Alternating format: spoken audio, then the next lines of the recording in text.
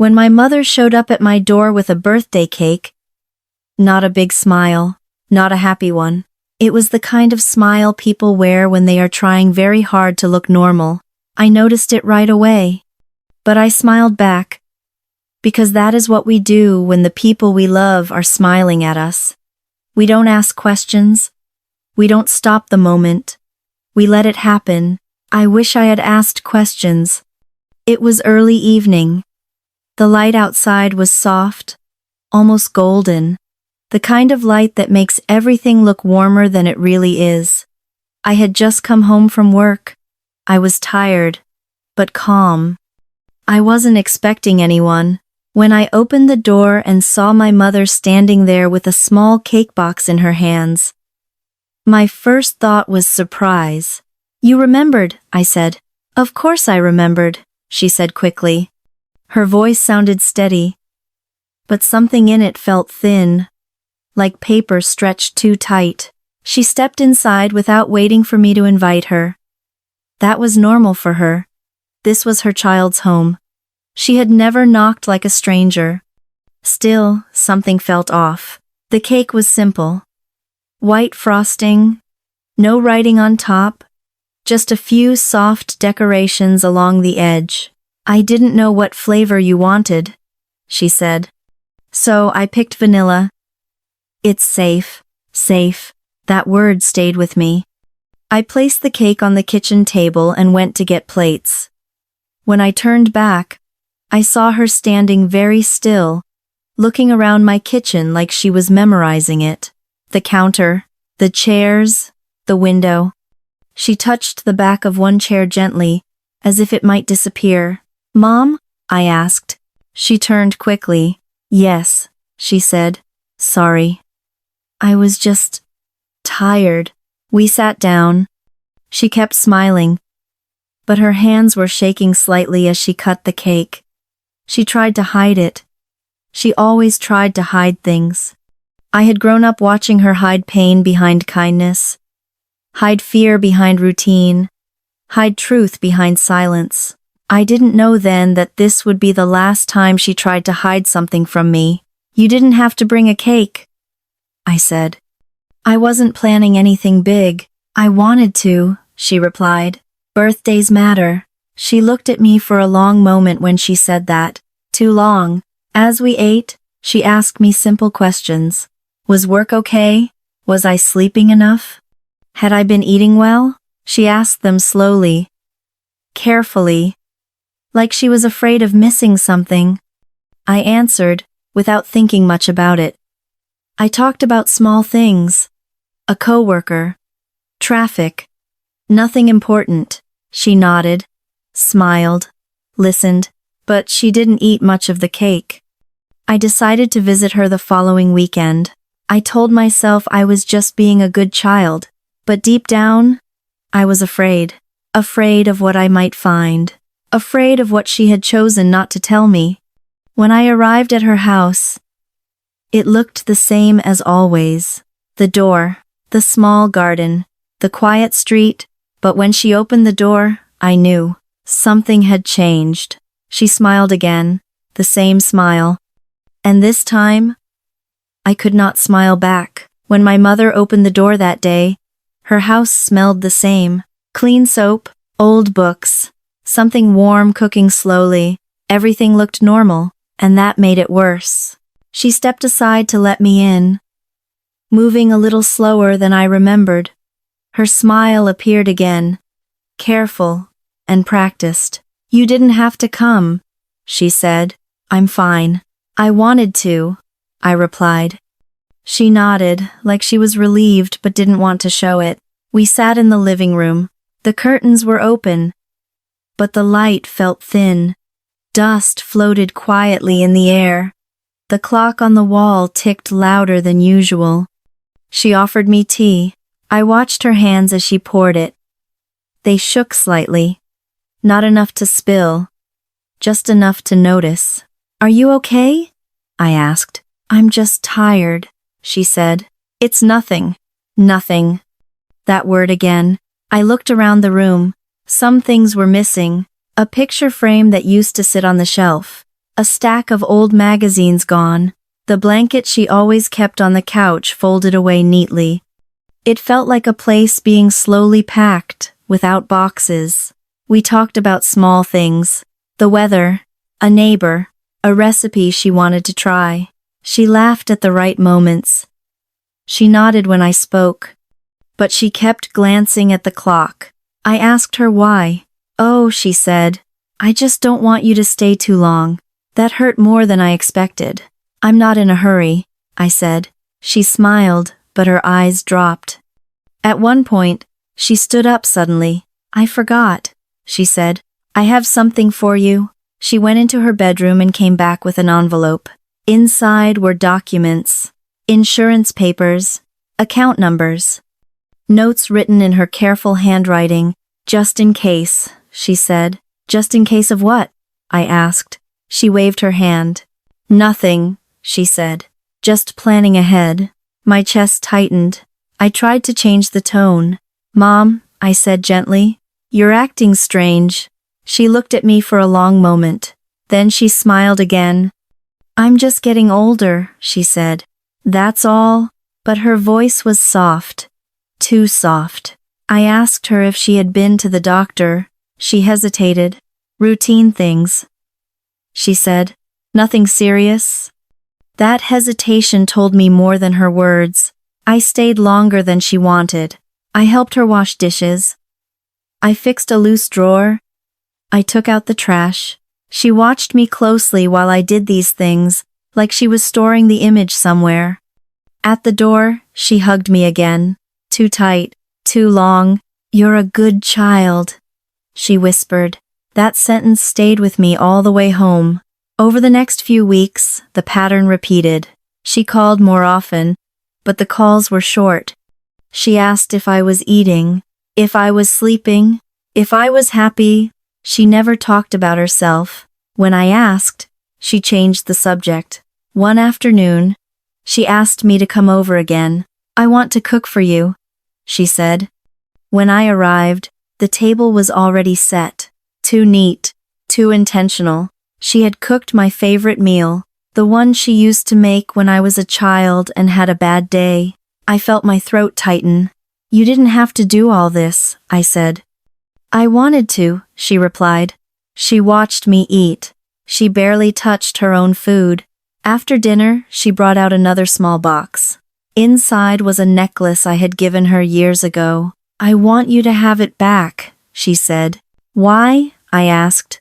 She shrugged. "You should keep it now." That was when I felt fear. Real fear.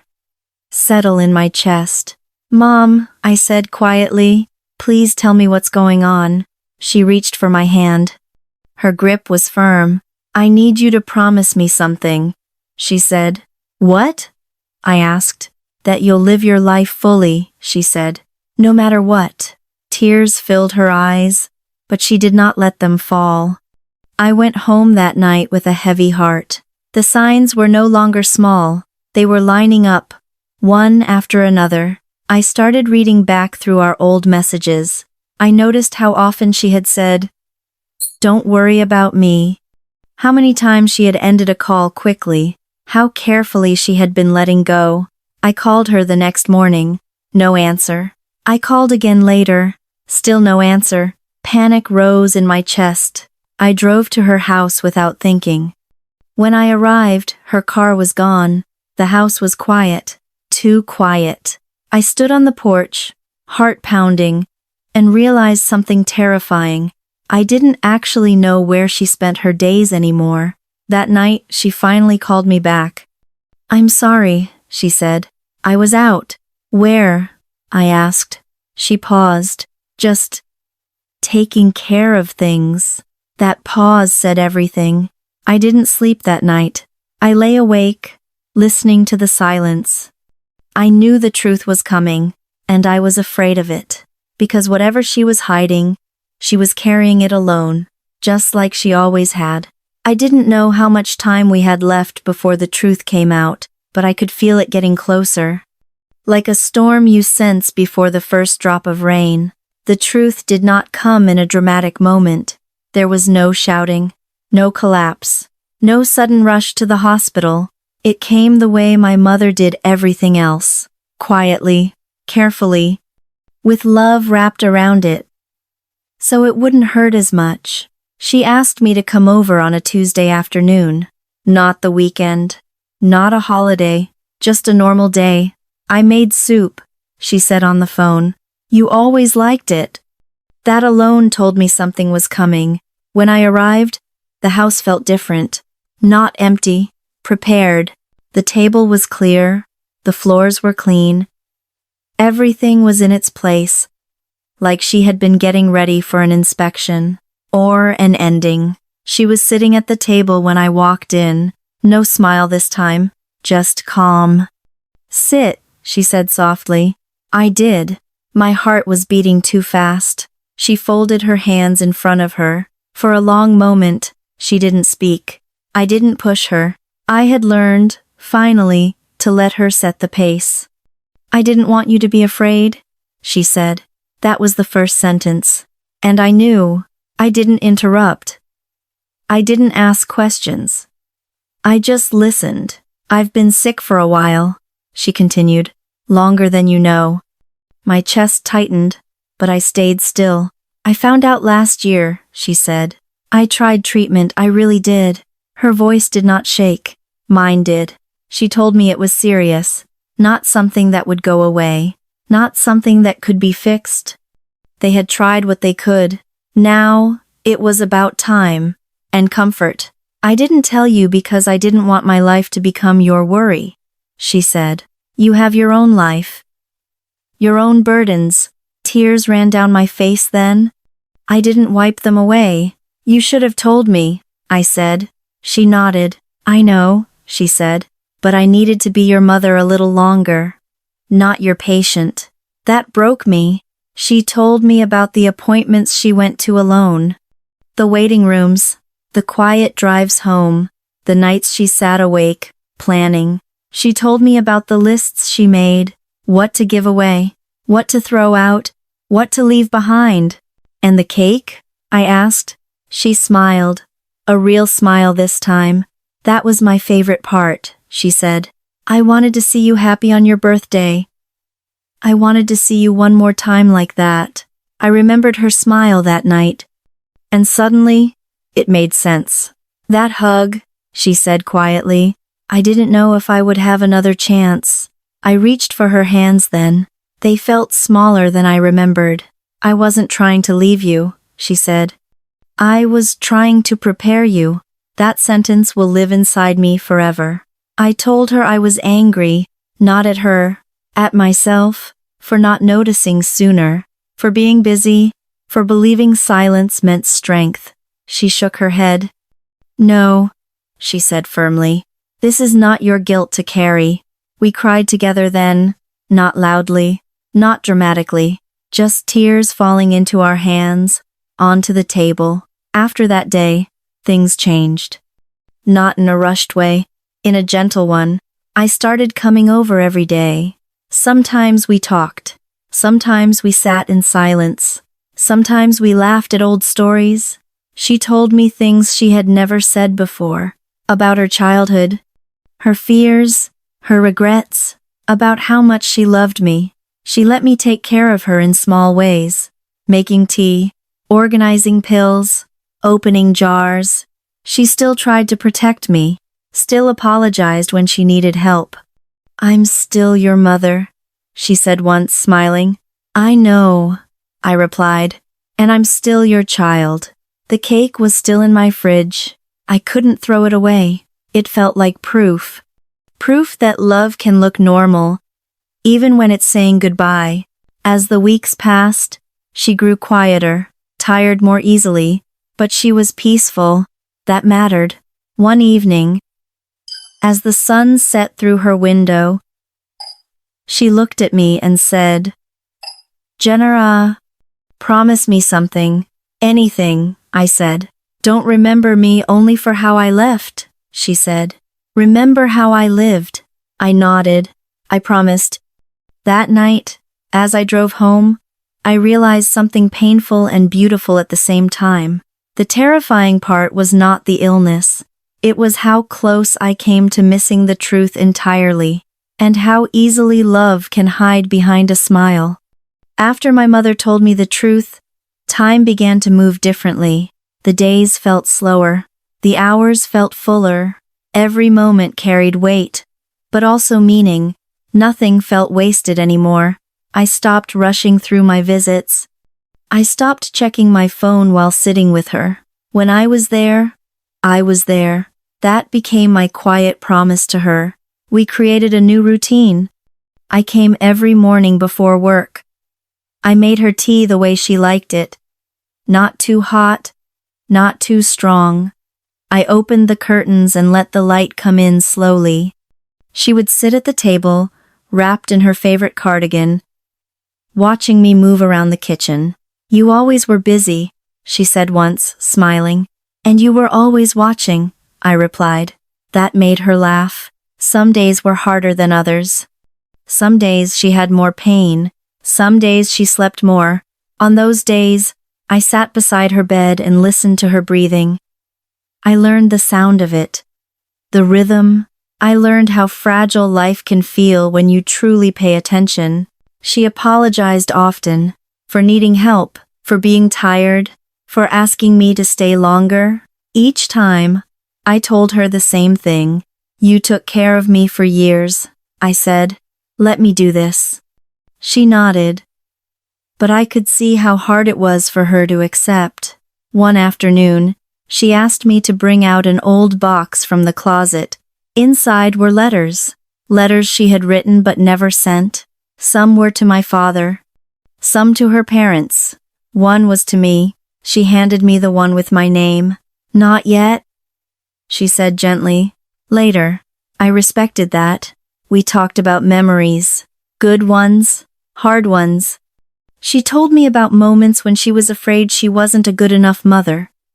Times when she felt alone, even when people were around. "I didn't always know what I was doing," she admitted.